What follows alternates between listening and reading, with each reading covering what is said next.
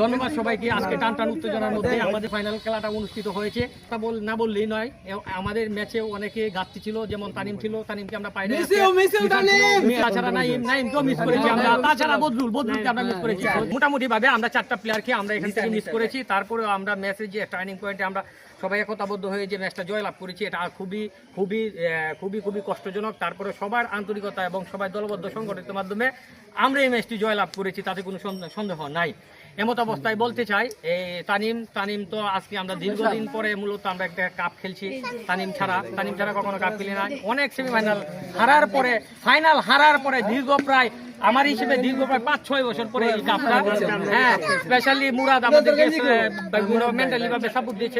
মুরাদের কথা না বললেই নাই, মুরাদকেও মিস করতেছি। আজকে কাপটা মুরাদে এবং তানিমদের জন্য উৎসর্গ করলাম। তারপর এলাকার সাপোর্ট ভালো, কর্নারে থেকে এতটা সাপোর্ট দিয়েছে সেটা বলা বাহুল্য।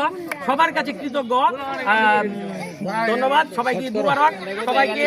আরো আগাম বার্তা দিচ্ছি, ঈদের পর খাওয়ানো হবে।